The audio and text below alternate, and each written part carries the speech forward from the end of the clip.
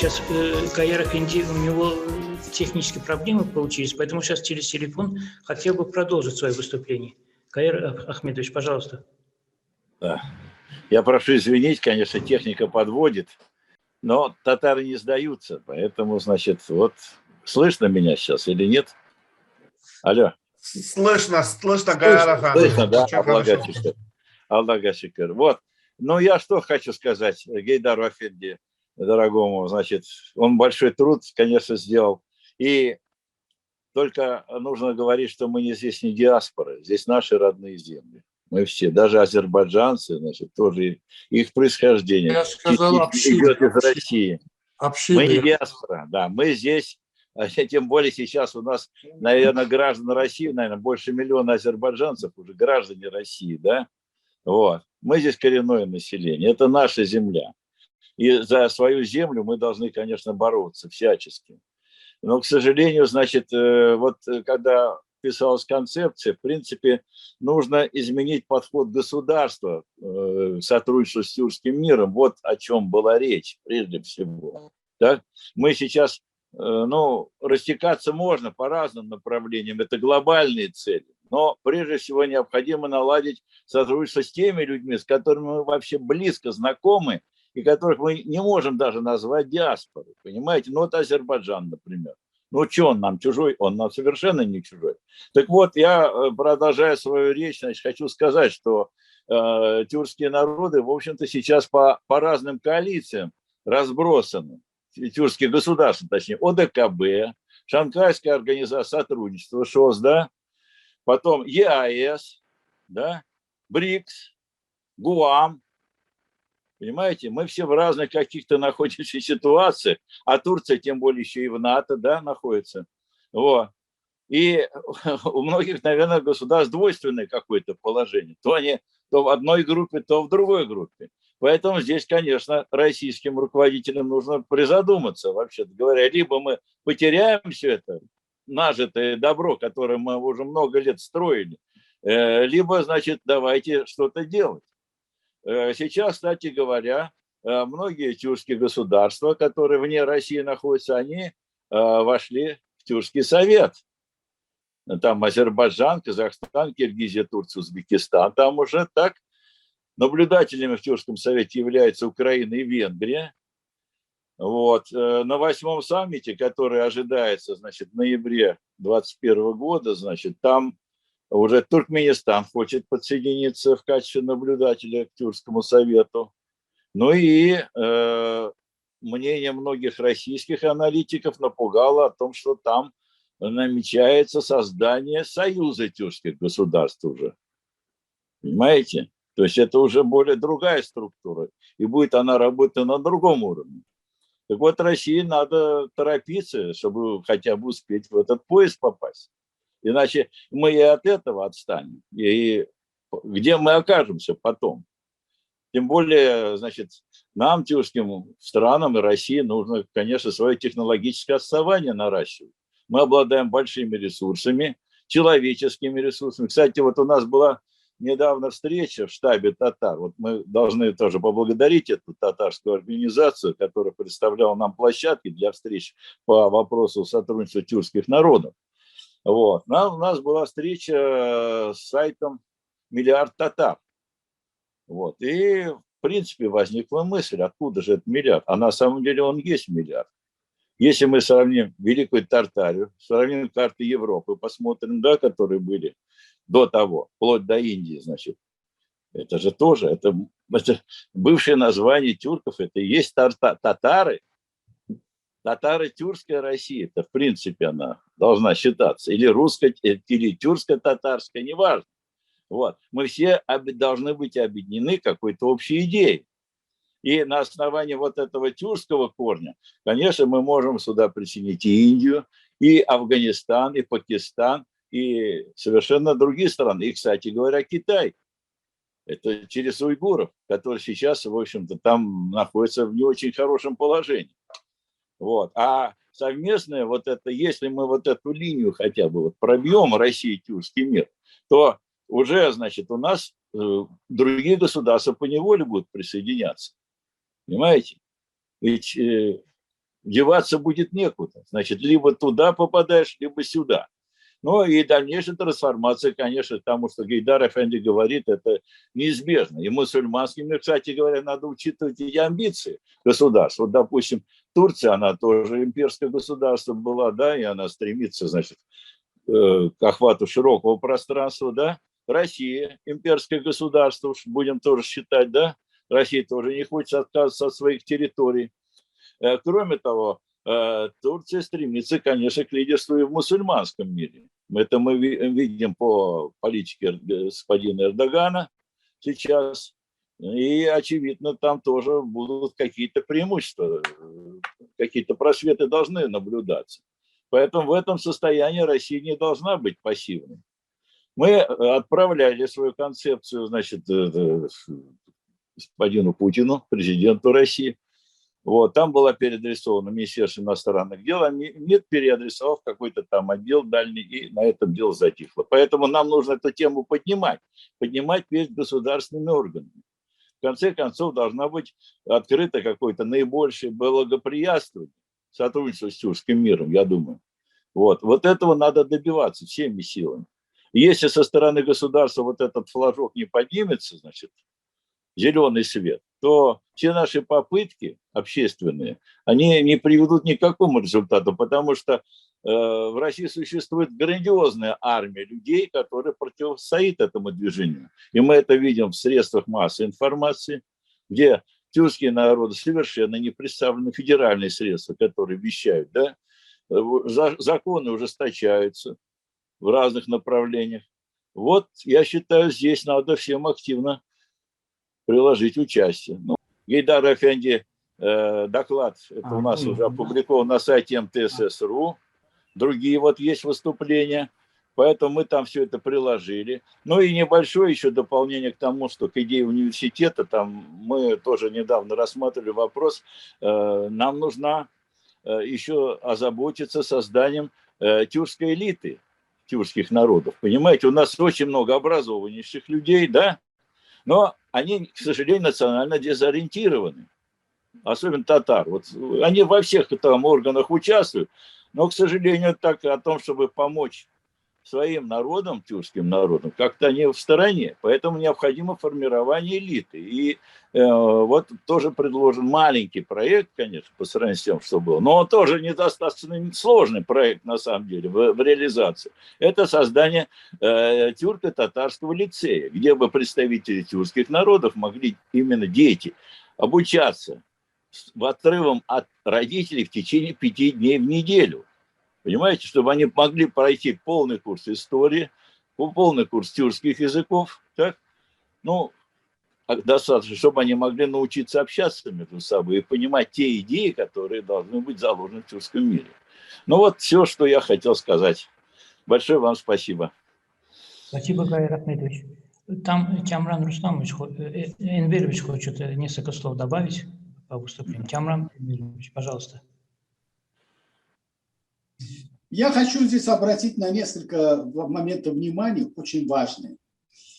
Мы должны очень аккуратно говорить. Сегодня первое. России практически нет союзников. Поэтому поиск союзников – это главный фактор. И поэтому единственное, и об этом говорят и очень многие политики в России, политологи, что единственный путь создания союзничества – это Турция. Очень надо аккуратно пользоваться понятием славянства. Если есть турецкая общность, славянской общности никогда не существовало. Я вам просто пример приведу. Через несколько дней мы будем отмечать 200-летие выдающегося Достоевского. Вот что он писал, что в 1877 году, буквально 2 слова. Не будет у России никогда, еще не было таких ненавистников, завистников, клеветников и даже явных врагов, как все эти славянские племена. Чуть только их Россия освободит, а Европа согласится признать освобожденными, начнут они говорить против России и так далее, и так далее. Что я хочу сказать? Это очень важно. Россия, для того, чтобы кого-то с чем-то сопрягать, должны быть точки сопряжения.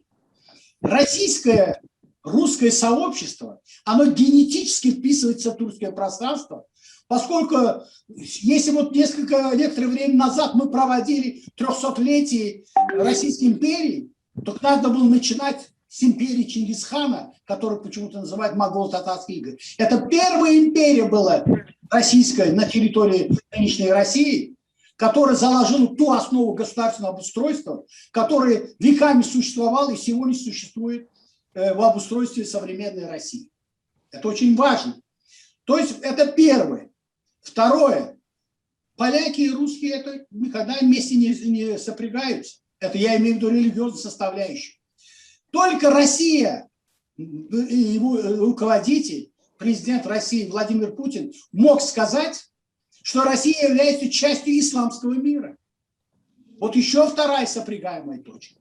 То есть Россия и турецкое пространство, они имеют сопрягаемые точки. Это очень важно, что позволяет объединить Россию и турецкое пространство. Нельзя все распространять на весь евразиатское пространство со своими спецификами. Китай, Индия и так далее, и так далее.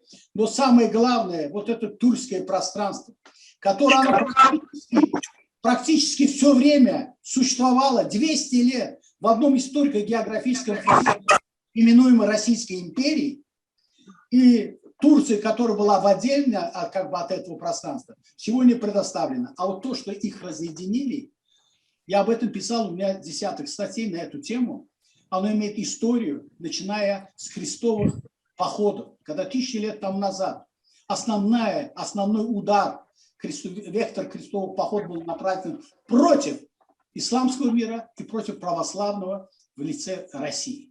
И вот все это было позже уже, 15, 16, 17 века, транспонировано в новые неокрестовые походы, которые развела Турцию и Россию по разные стороны баррикады. И вот то, что говорил Гейдар Мялим, то, что было в 2016 году, это была попытка, вторичная попытка развести Турцию и Россию по разные стороны баррикады и создать горячее противостояние. Но мудрость Эрдогана и Путина не позволила это сделать. Тем более вторая провокация убийства Карлова открыла глаза, кто и что и зачем это делает.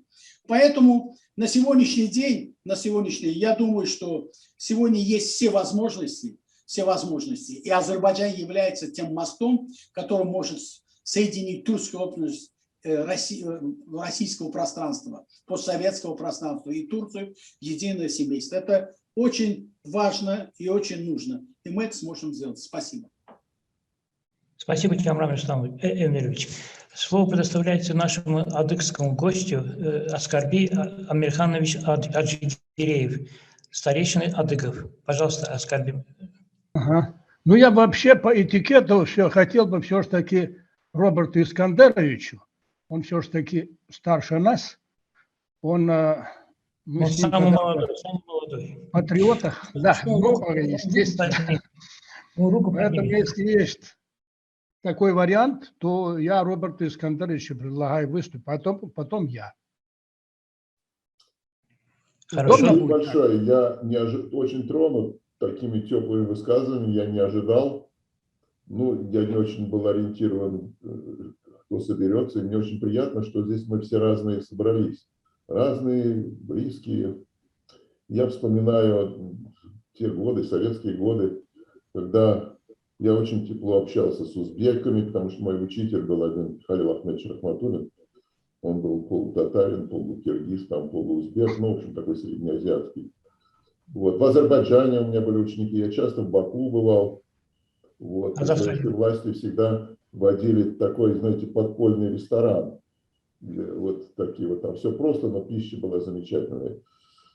Что я хотел сказать вообще? Вот мы, конечно, все вот татары, башкиры, узбеки, азербайджанцы, все стараемся как-то свое своеобразие сохранить. И это правильно, конечно, нужно сохранять свое своеобразие.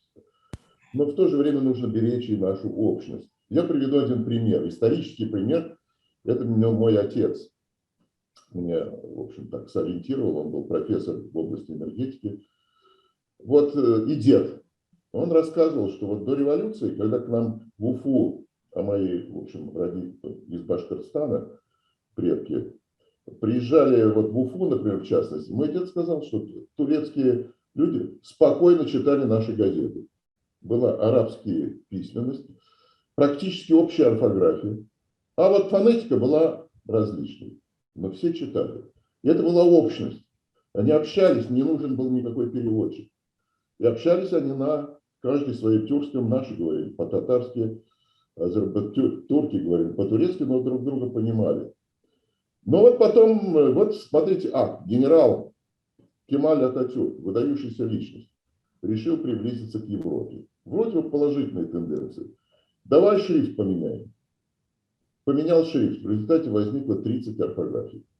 Каждый начал свою букву беречь.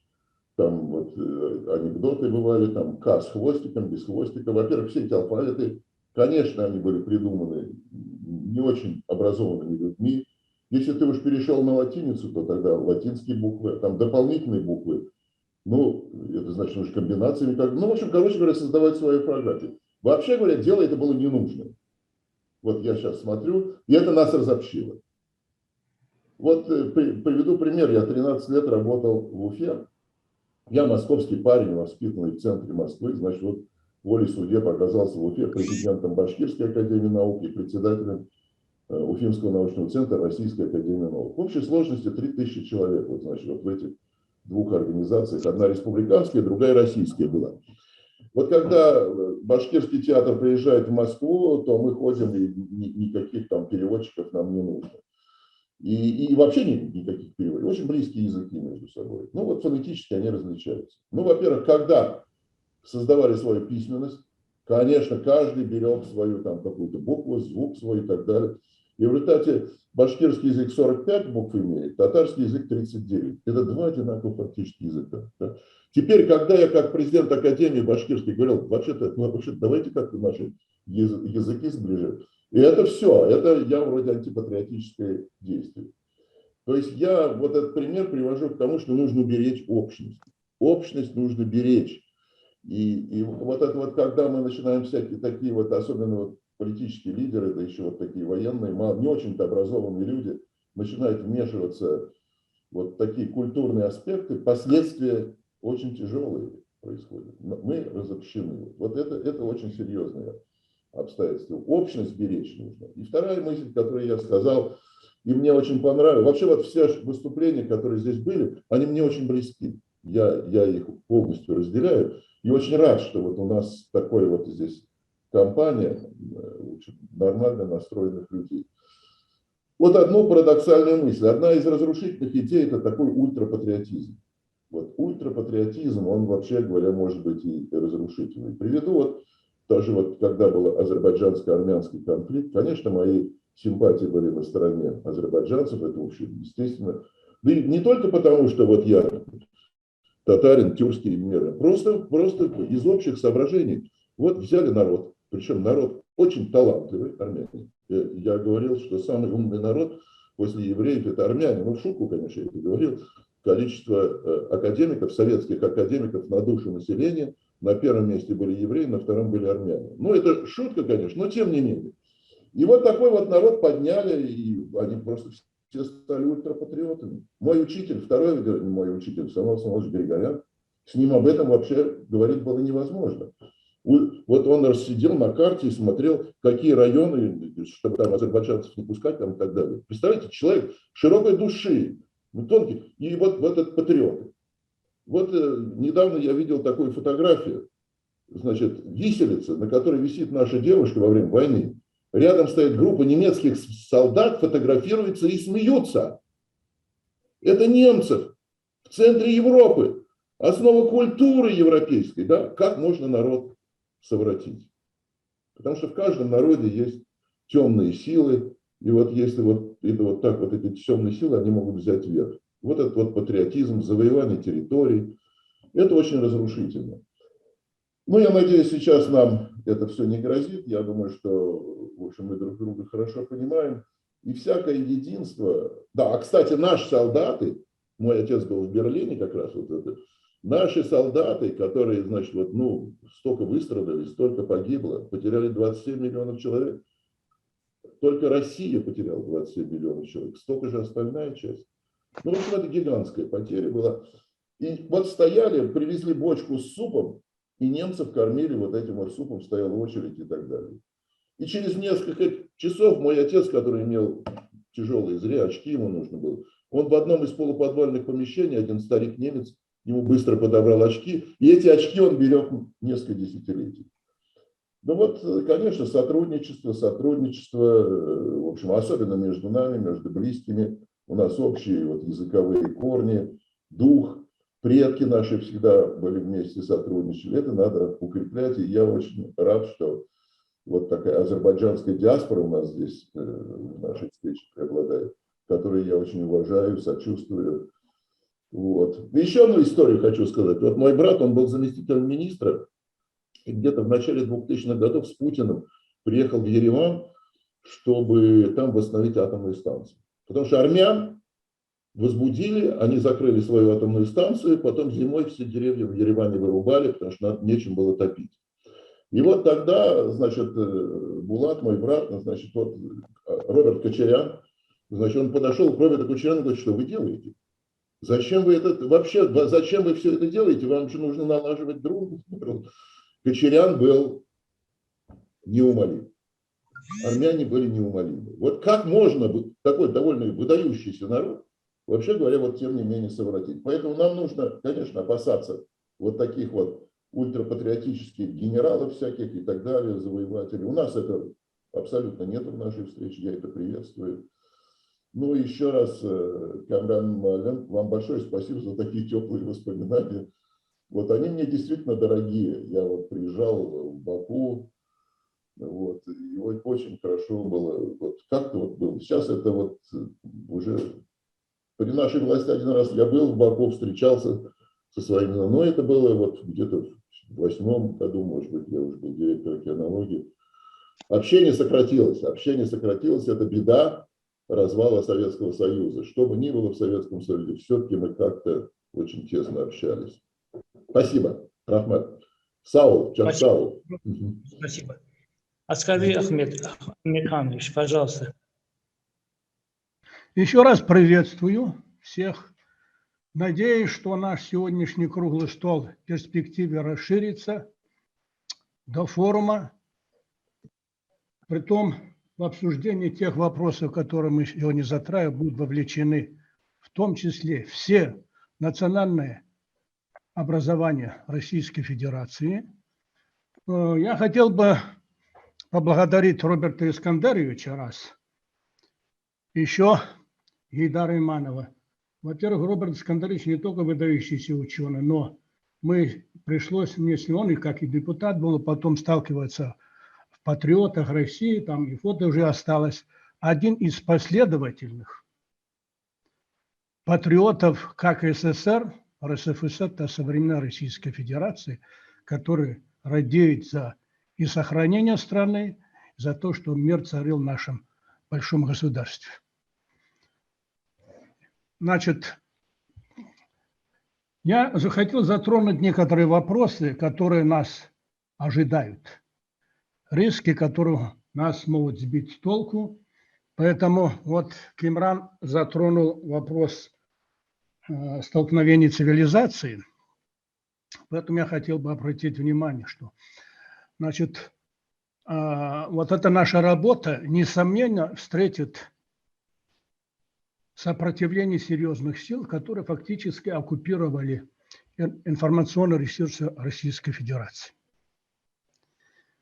Эти ресурсы, даже вопреки чаяниям всего народа России, надо сказать, ведут такую работу, которая действительно должна быть оцениваться. Либо они к концу истории России хотят нас повести, или к столкновению цивилизации, которую мы замечаем в определенных группах. Если посмотреть же персоналии, которые присутствуют в средствах массовой, к сожалению, вот и Гейдар отмечал, я тоже отмечаю, что фактически коренных народов, истинных патриотов, среди их очень мало. Я их делю на три группы, потом по ходу дела скажу.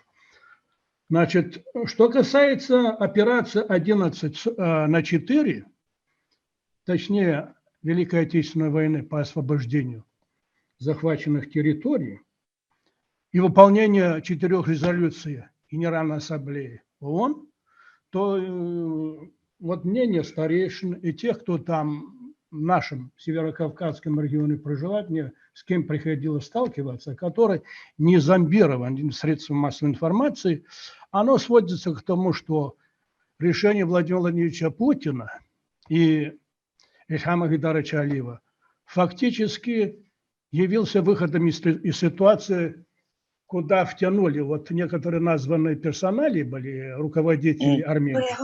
Фактически они вырвали трудолюбивый армянский народ из оков, я называю современное проявление политической элиты как дашнак-иждиизма. Это форма проявления политической элиты современной Армении, которая вот длительное время, вот последние 30 лет, которые явно вылилось, хочет построить мононациональное государство вопреки всем тенденциям в мире.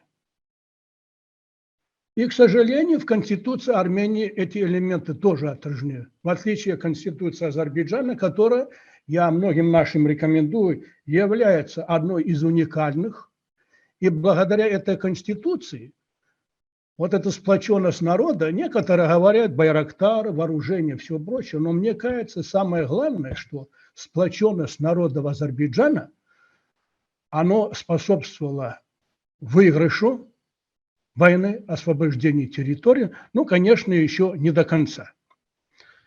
Но надо отметить, что вот эти 30 лет, ну, так округляем, 30 лет, агитпроп, дуэт агитпропа, и плюс еще, к сожалению, псевдомонархисты среди российской интеллигенции, они ведут яростную атаку на устои мусульманства, к сожалению, и устои русской православной церкви, если действительно посмотреть перспективу прошлое историческое.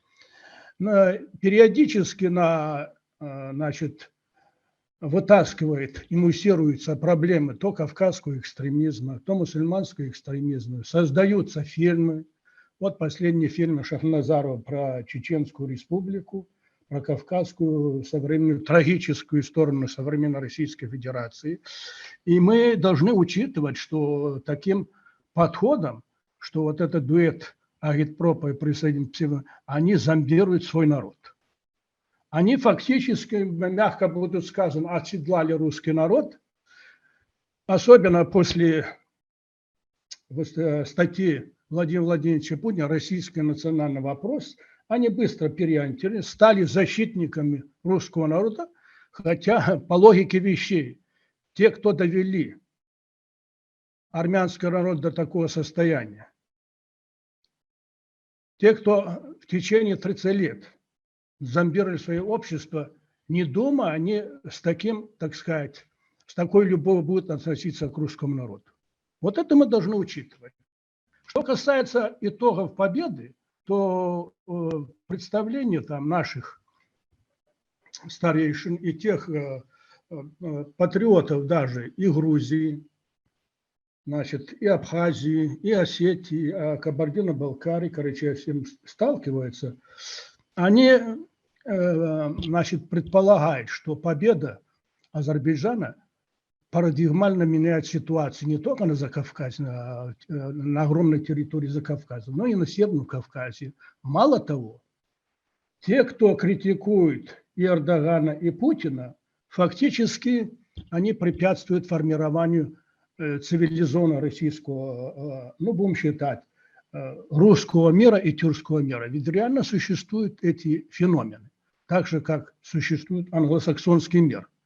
И мы должны понимать, что вот эта победа, она не только сохранила Азербайджан, Армению, она в корне пересматривает решение вопроса на Ближнем Востоке. Благодаря новым отношениям и Израиля, и Азербайджана, и, я думаю, Иран тоже пересмотрит свои подходы в выстраиванию региональной политики и ближневосточной политики. И Ильхаму Гайдаровичу такие советы наши старейшины дают, что он должен это дело продолжить, и на определенном этапе должно быть сформировано новое вообще соглашение между Российской Федерацией и Азербайджаном, которое в перспективе будет нацелено на формирование тройственного альянса Россия, Турция, Азербайджан, а в последующем это кардинальным образом позволит пересмотреть вот эту складывающуюся политическую ситуацию. Сирия, Израиль, Иран, что выгодно и Российской Федерации, и народам проживающим. Вот в системе конфликта интересов, когда вот и сейчас, и средства массовой информации, даже военно-исторических этих, почему-то там отношения Турции и России рассматривают только в зеркале военных побед той или иной стороны. И это все время будируется, и, к сожалению, мы должны вот эти вещи учитывать. Нам надо привлечь своих ученых, своих сторонников среди русского ведущего населения. Нам надо это, чего греха таить. Если он державообразующий, ну мы термин потребляем государство, но державообразующий, то он на себя должен с пониманием взять, какую ношу он должен нести. Это мы должны тоже разделить. И мы должны приглашать сюда на эти форумы даже, как принято говорить, самых отъявленных сколько патриотов Российской Федерации, русской национальности.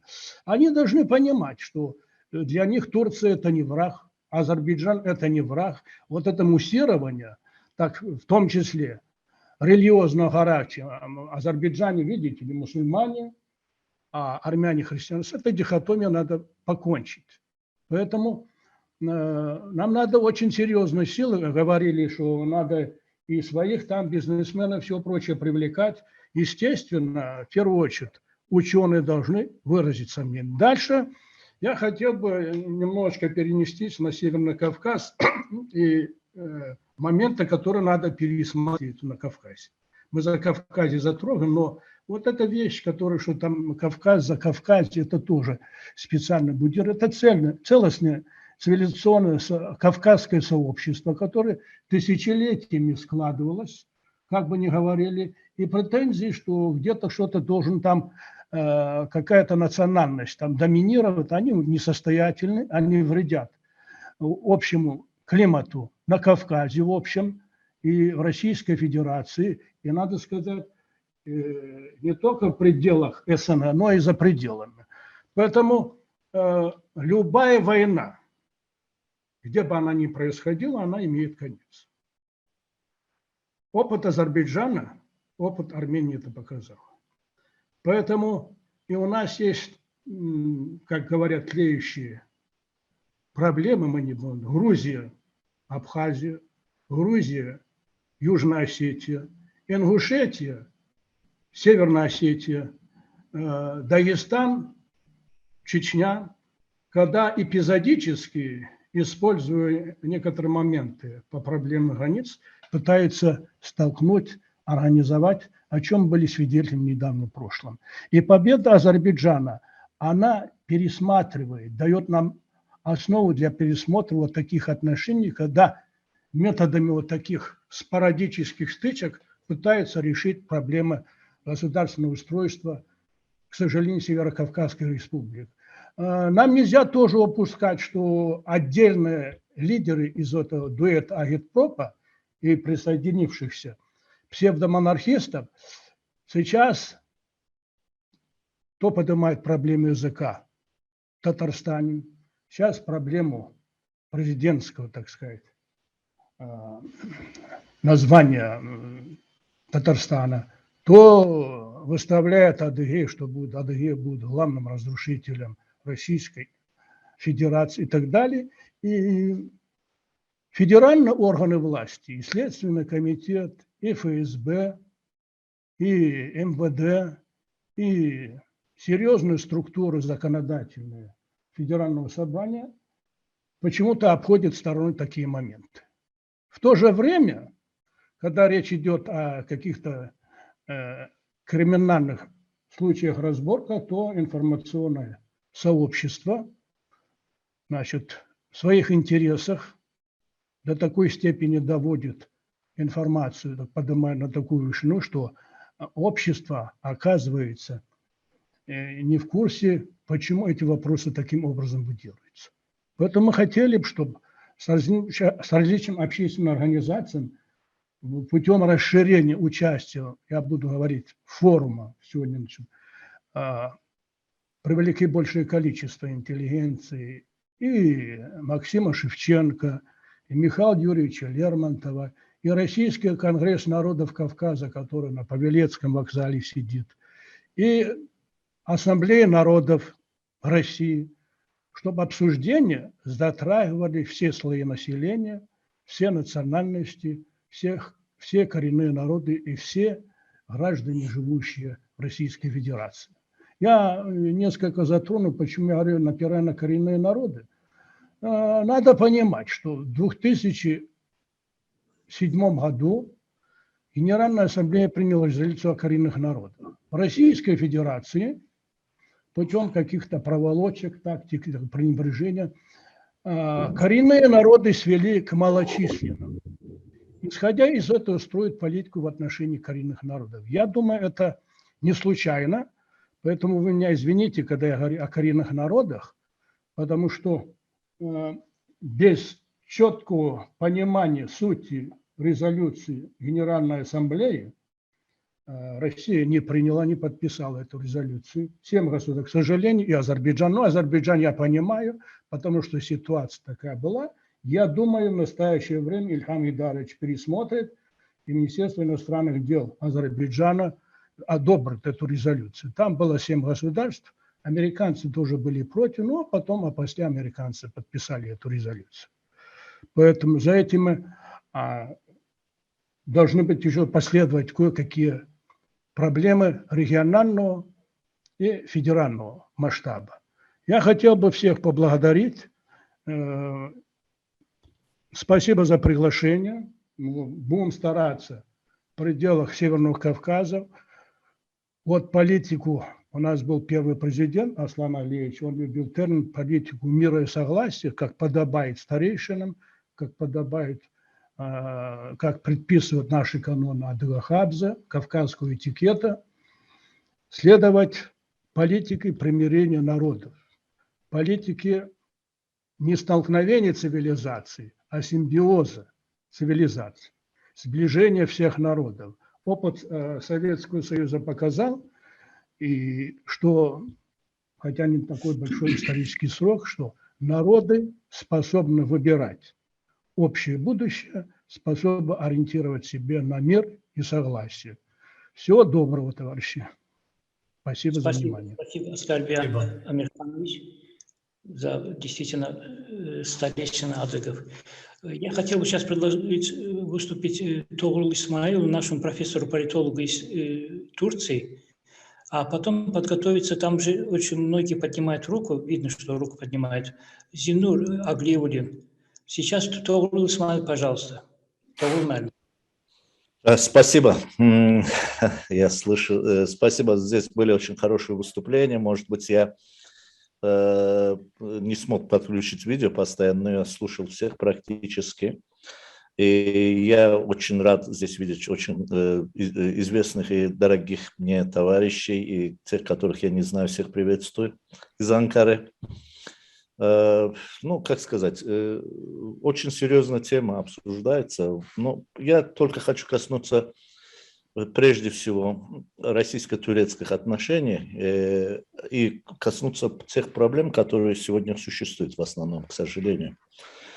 Во-первых, в медийном пространстве, в частности в российском, да, все время, когда речь идет о каких-то о наших общих, так скажем, отношениях, все опирается на периоды Османской, Российской империи и так далее, что типа как долго мы воевали, кто выиграл, кто не выиграл. Во-первых, этот подход очень несовременный и неправильный. Почему? Потому что сегодня не существует ни Османской империи, ни Российской империи, есть Турецкая республика и есть Российская Федерация.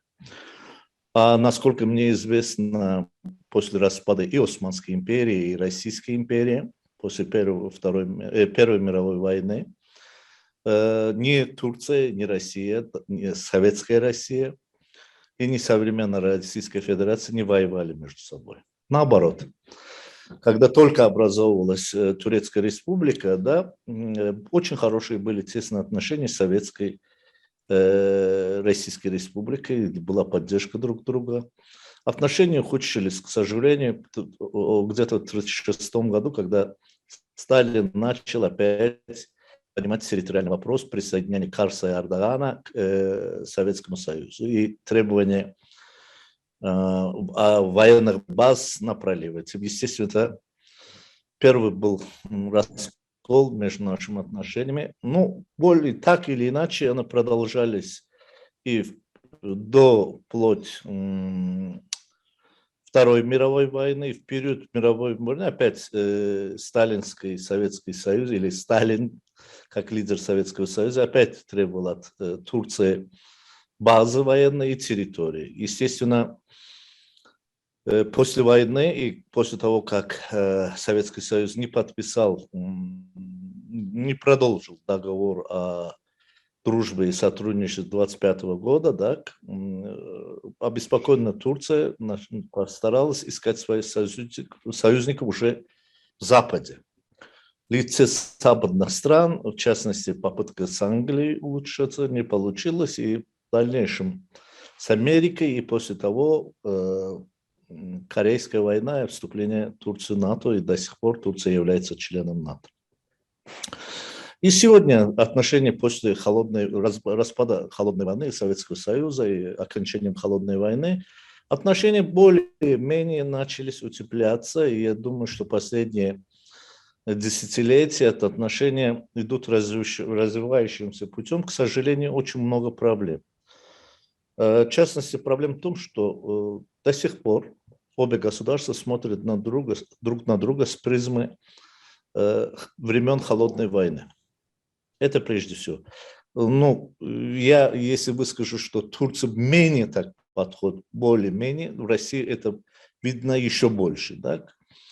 Опять же, те вопросы, конечно, Турция это тоже разнообразное общество, здесь тоже есть проамерикански настроенные, про радикально мусульманский настроен, который в лице России видит врага, образ врага, но в основном турецкое общество позитивно относится к Турции. Сейчас последние годы, то есть России, последние годы в Турции очень бурно развивается интерес к России, истории, культуре, языку и так далее.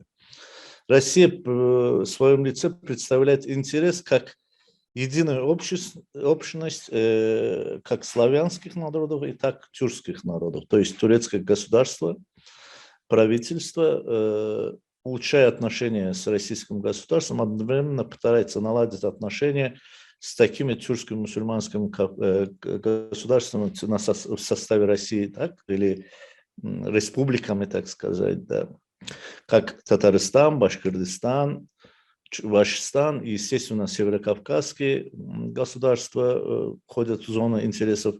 Это связано и, как, так скажем, современными отношениями двух стран, также и культурно-историческими. Я хочу напомнить, что в территории современной Турции проживает много выходцев, как из Татарстана, из Крыма, из Северного Кавказа и других регионов из территории современной Российской Федерации, которые активно участвовали в становлении Турецкой Республики. Да? Это этнические татары, этнические башкиры, черкесы различных, и адыгеи, и чеченцы и так далее, которые очень активно участвовали в создании современного турецкого государства и общества. Они сейчас находятся, выходцы из Кавказа, из, так скажем, тюркских республик, находятся в различных должностях. И, естественно, отношения с исторической родиной имеют первоначальное значение для них. Я уже не говорю, что много выходцев из Азербайджана, из Грузии и так далее. Они тоже живут из центральных стран Центральной Азии, даже из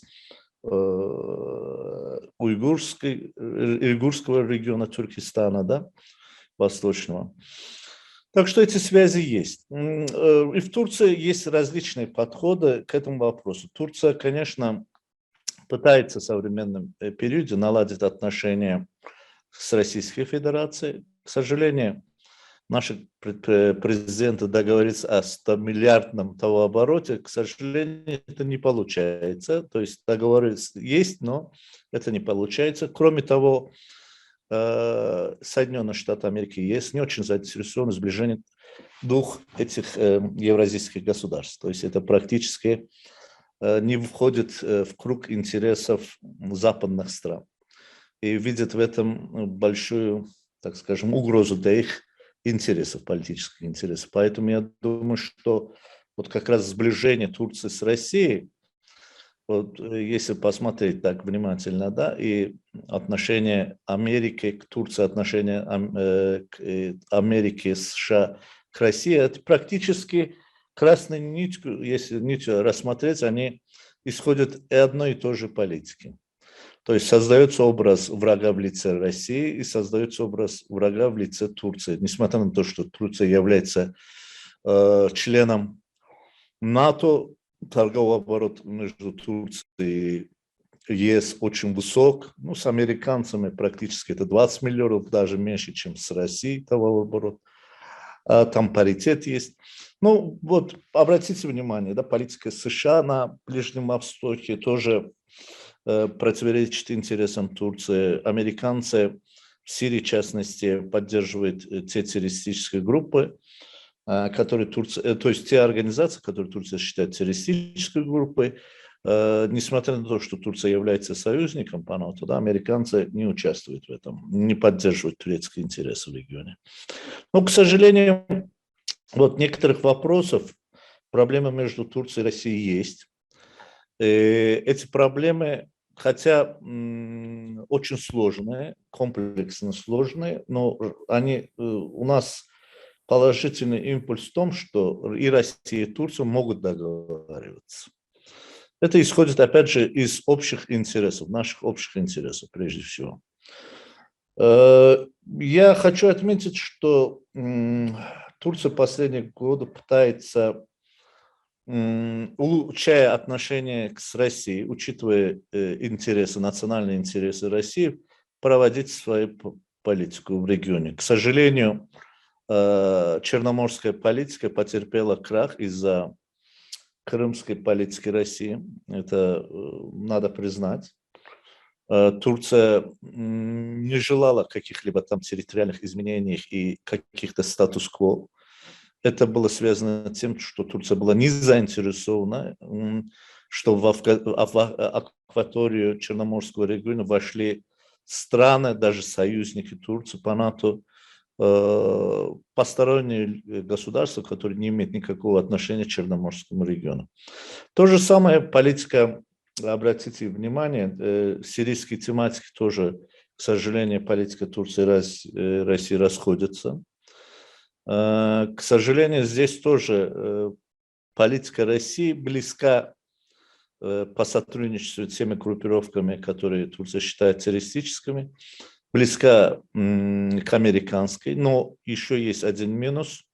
Хотя американцы считают террористическую организацию ПКК, то есть Рабочую партию Курдистана, террористической, Россия, к сожалению, даже этого не делает. Ну, еще третий вопрос. Я думаю, что в этом вопросе, это южнокавказском вопросе проблемы были. Но, слава богу, это вопрос, когда нашли общий язык. Все страны в этом регионе, в частности Турция и Россия, нашли диалог в том лице, что, например, Турция вместе с Азербайджаном предложили формат 3+3, который же имеет целью сотрудничества между региональными государствами, да, государствами региона и соседничеством государствами. И это говорит о том, что и Турция, и Азербайджан, предлагая России заключить такое соглашение, которое не дало возможность включения сюда или вмешивания сюда стран извне региона. Это очень важный вопрос. Я думаю, что как раз вот эта карабахская тематика, победа Азербайджана в этом вопросе, очищение своих территорий от захватчиков, дает возможность в положительном русле рассматривать этот вопрос. Ну, я как специалист по этим вопросам считаю, что нашим двух странам, России, Турции и Российской Федерации, очень важно найти общий подход в разрешении определенных вопросов, какими они трудными бы не были. Это дает возможность, то есть мы должны найти общие подходы или найти общие решения к различным самым трудным проблемам.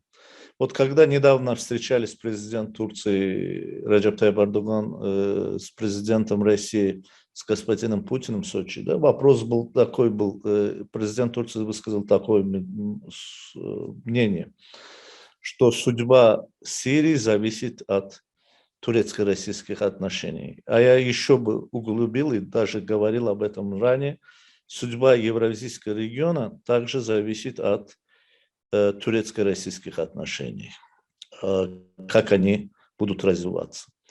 Поэтому я думаю, что двум крупным нашим странам есть о чем и над чем подумать, оставить свое, так скажем, имперское прошлое, найти современный подход из нынешних международных норм. Почему? Потому что если мы пойдем по историческим пути, мы никак не выйдем из путаницы, которые современные границы нам создали. Так?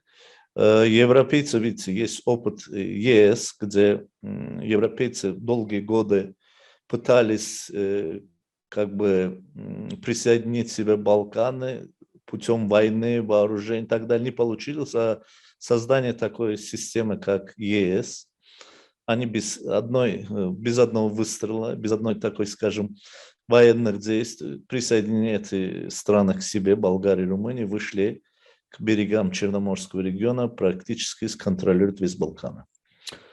Поэтому судьба, я думаю, что Черноморского региона, судьба Кавказа всего и судьба Центральной Азии, даже, может быть, и Восточного Туркестана зависит от того, как Россия и Турция будут действовать вместе, как они будут усиливать свои возможности. Здесь есть один положительный момент, один потенциальный вариант. Это прежде всего для улучшения наших отношений есть государство, которое имеет прекрасные отношения как с Турцией, так и с Россией. Это типа Азербайджана, в виде Казахстана, даже можно сказать современного и Узбекистана, который уже наворачивает обороты. Они имеют опыт и сотрудничества с Россией и с Турцией. Это вот как раз могут быть связывающим звеном. Кстати, в период вот как раз кризиса с российским бомбардировщиком, так, этот страны и президенты Азербайджана и Казахстана все-таки, как сказать, включились в разрешение этой конфликтной ситуации, да, вот в положительном русле.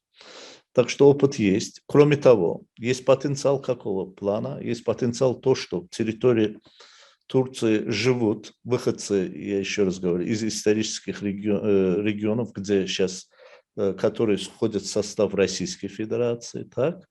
Они очень заинтересованы в налаживании отношений со своей исторической регионом. Это из северного выходца, из Северного Кавказа, Южного Кавказа, из Центральной Азии, из территории Российской Федерации, еще раз повторю, различных регионов. И, кроме того, в территории России, современной Российской Федерации, существуют различные, так скажем, народы, которые и в культурном, языковом, и этническом отношении близки к Турции, к Турецкой Республике, да, имеют общие исторические корни, общий исторический язык, культуру, даже религию. Я думаю, что вот эти факторы, если правильно расценить и правильно посмотреть, это даст нам возможность смотреть на будущее более с положительной перспективы, что все-таки в конце концов Турция и Россия могут найти общий язык. И я считаю, что любые начинания Российской Федерации в Евразийском регионе без Турции, то есть не учитывая интересы Турции, они не увенчатся успехом, так же, как я считаю, что те политику, которую будет проводить Турция в евразийском регионе, крупном, да, и большом евразийском регионе, она тоже, не учитывая не Россию, отталкивая и от себя, и не учитывая интересы России, они, то есть, тоже не увенчаются успехом. Да, в последние годы у России есть ЕАЭС, и Турция проводит политику создания Союза тюркских государств. Но это, еще раз повторяю, это определенные региональные, так скажем, объединения, которые могут быть современным, на нынешнем этапе могут быть пока оценены положительно, но в целом контексте, я еще раз повторяю, вот в крупных евразийских проектах без участия двух этих государств, без объединенной силы этих государств, любые попытки увенчаются, я считаю, что провалом. Поэтому очень важно вот как раз вот и такие собрания, заседания для того, чтобы мы могли ознакомиться друг с другом, понять друг друга и добиться, может быть, путем сближения и тюркских государств, и различных других этнических групп, близких двум нашим государствам, да, и с помощью их, благодаря и усилиям этих народностей или, так скажем, коллективов, выходцев из этих народностей. Я думаю, что это даст нам возможность более положительного рассмотрения смысла вещей, которые происходят сегодня в нашем регионе. Я думаю, что есть над чем подумать, размыслить в этом вопросе. Конечно, ну, мы все патриоты своей страны, это все прекрасно понимают. Но, несмотря на патриотизм, вот как раз я считаю, что как патриот, надо смотреть на будущее, именно исходя из этой точки зрения, что в дальнейшем угроза как для России, так и Турецкой Республики все более усиливается. Это исходит не только, например, из Запада, я думаю, что это исходит из Востока. Фактор Китая тоже нельзя забывать.